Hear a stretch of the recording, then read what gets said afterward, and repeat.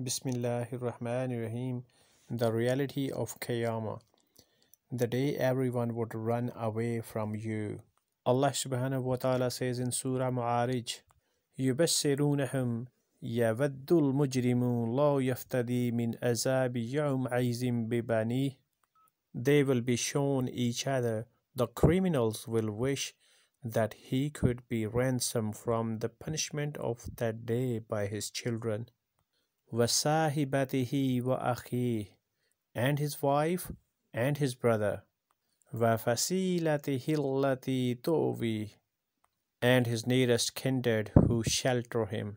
وَمَنْ فِي الْأَرْضِ جَمِيعًا ثُمَّ يُنْجِي, and whoever is on the earth entirely, so then it could save him.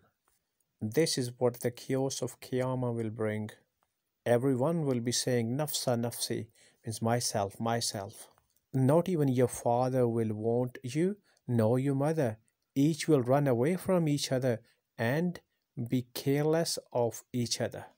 As Allah subhanahu wa ta'ala says in Surah Abasa, لِكُلِّ امْرِئٍ مِّنْهُمْ يَوْمَئِذٍ شَأْنٌ يُغْنِيهِ. For every man that day will be a matter adequate for him. No ransom will be accepted from him, even if he brought all of the people of the earth as ransom, and the greatest wealth that he could find, even if it was enough gold to fill the entire earth. But he will be willing to bring forth even his children and wealth as ransom to escape the hellfire. The sheer desperation of this person is apparent. So why do we turn a blind eye to this day? The day which Allah subhanahu wa ta'ala warns us about. Allah subhanahu wa ta'ala says in Surah Baqarah, وَاتَّقُوا يَوْمَ اللَّا تَجْزِي نَفْسٌ عَنْ نَفْسٍ شَيْئًا وَلَا يُقْبَلُ مِنْهَا شَفَاعَةٌ وَلَا يُؤْخَذُ مِنْهَا عَدْلٌ وَلَا هُمْ يُنْصَرُونَ. And fear a day, the day of judgment, when no soul will suffice for another soul at all, nor will intercession be accepted from it, nor will compensation be taken from it, nor will they be aided.